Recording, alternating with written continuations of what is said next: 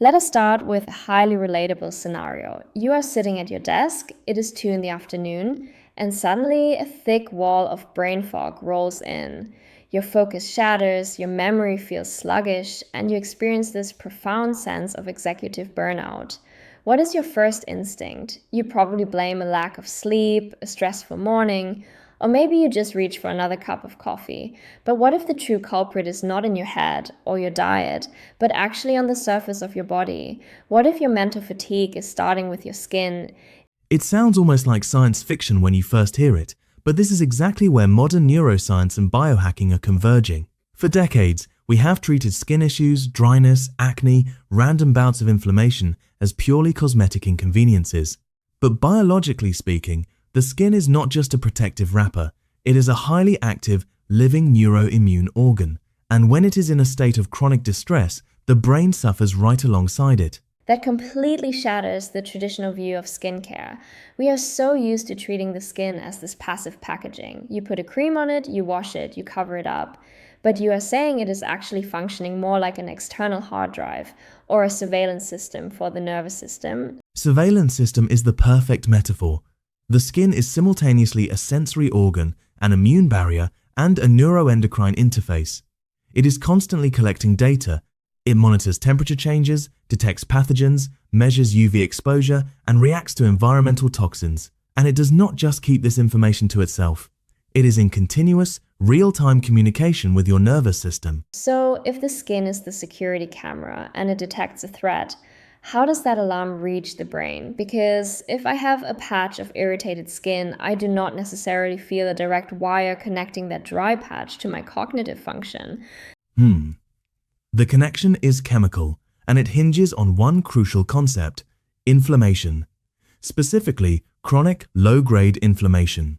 When your skin barrier is compromised, whether that is from urban pollution, harsh weather, psychological stress, or even just using too many aggressive cosmetic products, your immune pathways activate. The skin releases signaling molecules called cytokines. Think of cytokines as chemical distress flares. And those flares do not just stay localized on the surface.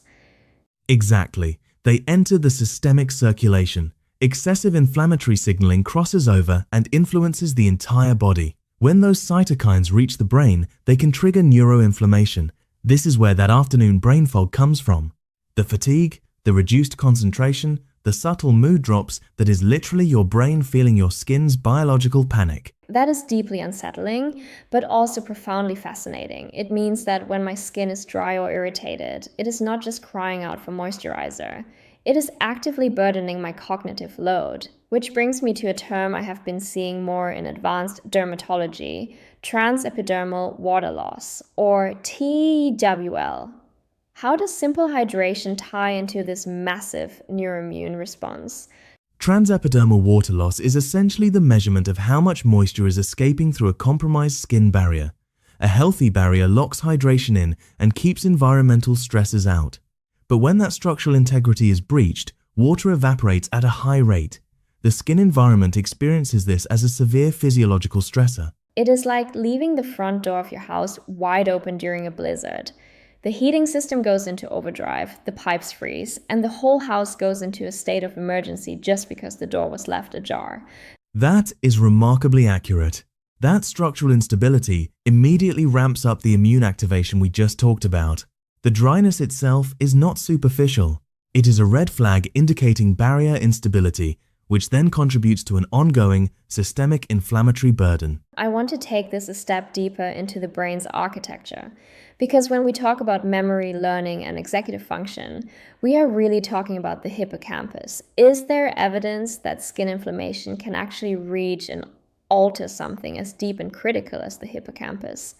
Yes, and this is where the research becomes incredibly compelling.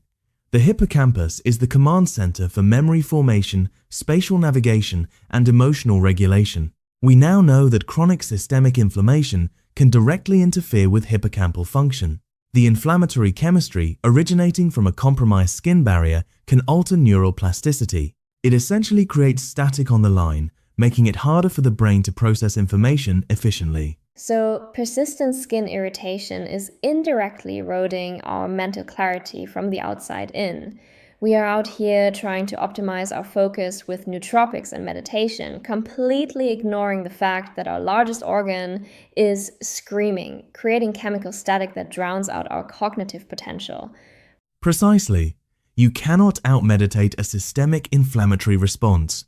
The body operates as one deeply integrated network. You have to address the boundary layer, the skin, if you want to protect the internal processor. Let us talk about the ecosystem living on that boundary layer.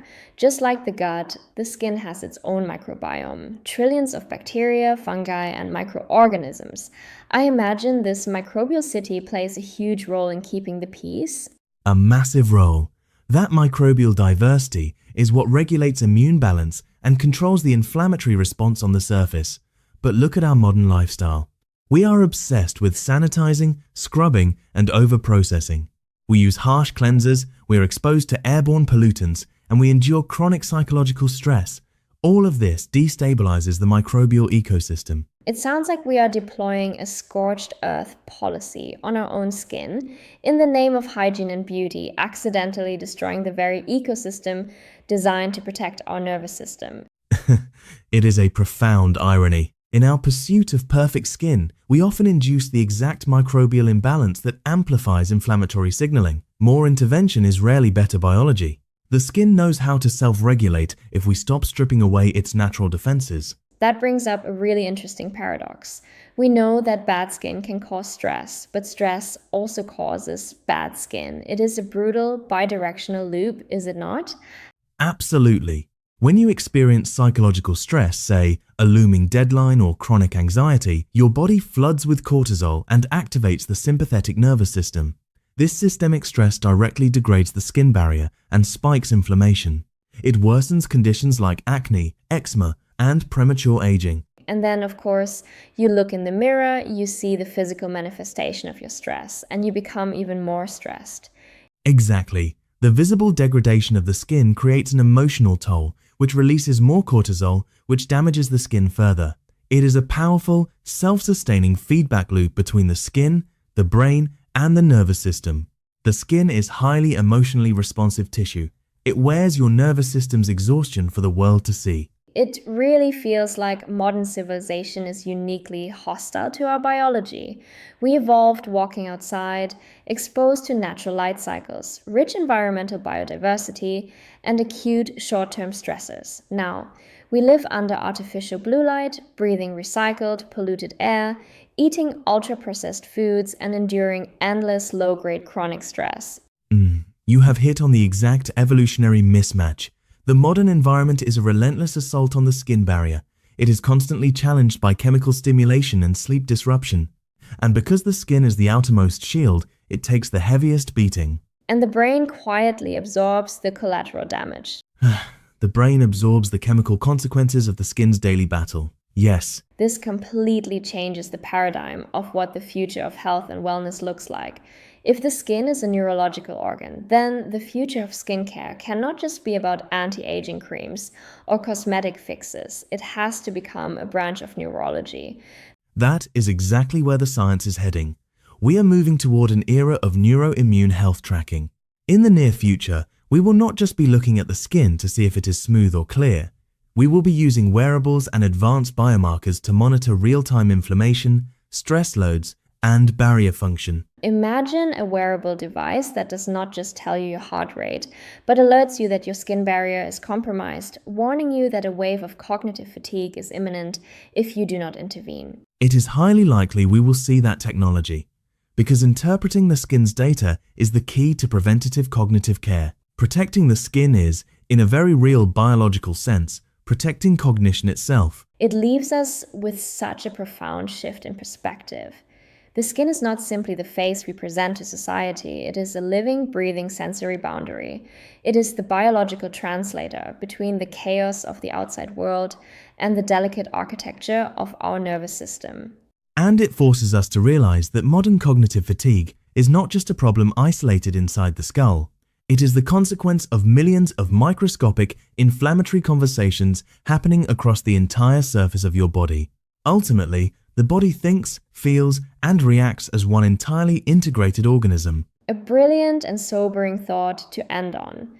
Treat your surface with respect because your mind is listening to everything it says.